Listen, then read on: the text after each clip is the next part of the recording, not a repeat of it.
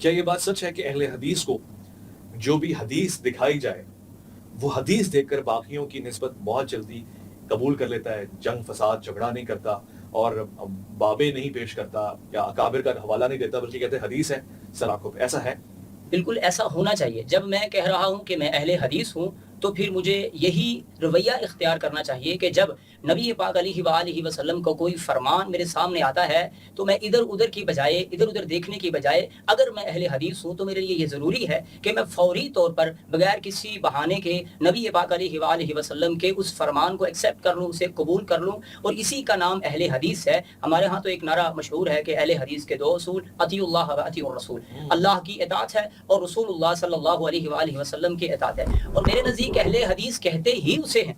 اہل حدیث کہتے، یہ میرا پیغام جو ہے دیکھنے والے انشاءاللہ الرحمن دیکھیں گے، اہل حدیث کہتے ہی اسے ہیں جو پیغمبر کی جو صحیح حدیث مل جائے اور اس پر قلب مطمئن ہو جائے کہ یہ صحیح ترک سے، صحیح سند کے اعتبار سے، متن کے اعتبار سے یہ ہم تک پہنچی ہے تو اسے فوری ایکسیپٹ کر لینا چاہیے، چاہے اس کے زد میں میری اپنی شخصیت ہے، میرا اپنا کوئی بڑا ہے، یا میرا اپنا کوئی میرا باپ ہے، یا میرا کوئی میرے اجداد میں کوئی ہے. پیغمبر کی حدیث کا یہ رویہ ہونا چاہیے کہ نبی کی جب بات آئے تو اہل حدیث وہی ہوتا ہے جو پیغمبر کی حدیث کو فوری ایکسیپٹ کر لے. ویٹ ایک منٹ رکتے ہیں ذرا. آپ نے، میں نے بھی گفتگو میں توجہ دی تو آپ نے جب بھی حضور سید والا جانے دو عالم کا نام آیا آپ نے صلی اللہ علیہ وآلہ وسلم پڑھا.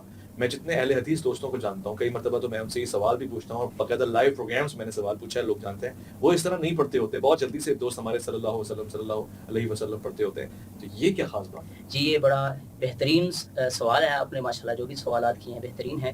اصل میں درود مکمل ہی یہی ہے. مکمل ہم نماز میں کیا پڑھتے ہیں؟ اللہم صلی علی محمد وعلی آل محمد. وہاں پہ کوئی مجھے اکیلا صلی اللہ علیہ وسلم پڑھ کے دکھائے کہ اس کی نماز ہے.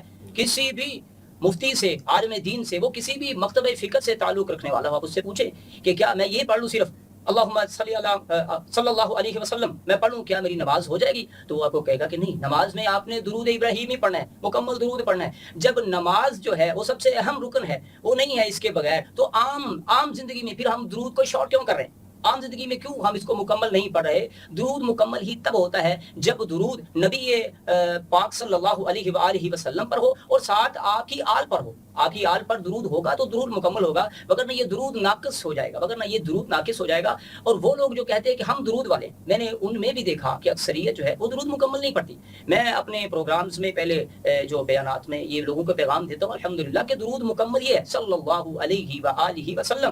آل رسول کو شامل کیجئے، بلکہ بعض روایات میں اللہ صلی اللہ علیہ وآلہ واو کے ساتھ کے ساتھ جو ہے علیحدہ نہیں ہے، اللہم صلی علی محمد وآل محمد، یہ بھی الفاظ موجود ہیں. وآل محمد واو کے عطف کے ساتھ حضور اعلیٰ حضور اکرم صلی اللہ علیہ وآلہ وسلم کو اور آپ کی اہل بیت کو علیحدہ نہیں کرنا.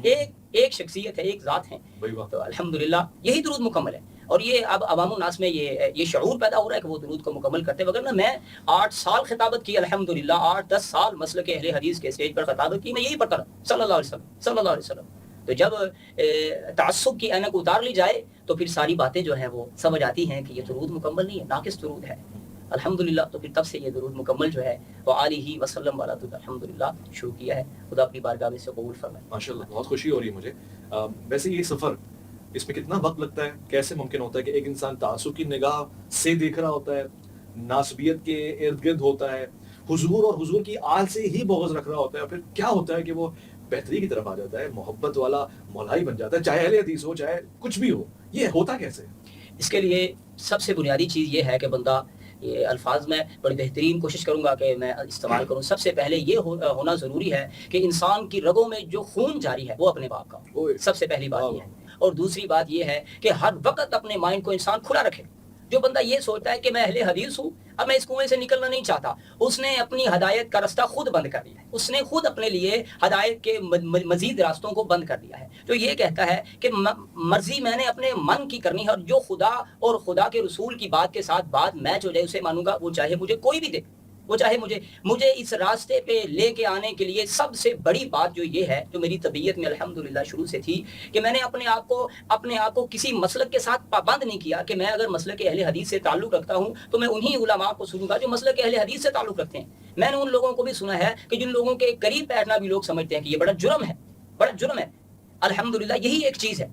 خدا نے ہماری ہر نماز میں یہ شامل کر دیا ہے کہ ہم پڑھتے ہیں اہدنا الصراط المستقیم، آخری سانس تک، ماں کی گود سے لے کر لحد تک ہمیں ہدایت کی ضرورت ہے. جو یہ سمجھتا ہے کہ ہم تو ہدایت پہ ہیں، ہم تو جنت کے کنارے پہ کھڑے ہیں، ہمارے لیے تو جنت کی ٹکٹیں کٹ چکی ہیں، اور وہ سمجھتا ہے کہ اگر اب کسی کی بات سننی بھی ہے تو اس نظریے سے سننی کہ یہ کہتا کیا ہے، چسکے کے لیے، پنجابی میں سے چسکا کہتے ہیں، چسکے کے لیے سنتا ہے، اور خود کو وہ سمجھ رہا ہوتا ہے کہ میں تو ہدایت پہ ہوں. یہ چیز ہے جو انسان کے ہدایت کے راستے کو بند کر دیتی ہے. اپنے مائنڈ کو کھلا رکھیں، اور جو چیز خدا اور خدا کے رسول صلی اللہ علیہ وآلہ وسلم کی ہمارے تک پہنچ جائے، پھر اسے یہ بات چھوڑ دیں کہ میں تو فلاں مسلک سے تعلق رکھتا ہوں، ابھی اس کو مانوں گا تو یہ تو میرا مسلک اس کے زد میں آتا ہے. یہی چیز ہے جو ہدایت کے راستے کو بند کر دیتی ہے، یہی چیز ہے جو انسان کو مولائی نہیں ہونے دیتی، اور یہی چیز ہے اگر اپنے مائنڈ کو کھلا رکھیں گے تو انسان ان کامیابیوں تک اور اس روحانیت کی اس بلندی تک پہنچ جاتا ہے کہ جہاں پر پہلے وہ نہیں سوچ رہا ہوتا. تو یہی ایک وجہ ہے مجھے الحمدللہ مولائی بنانے کی.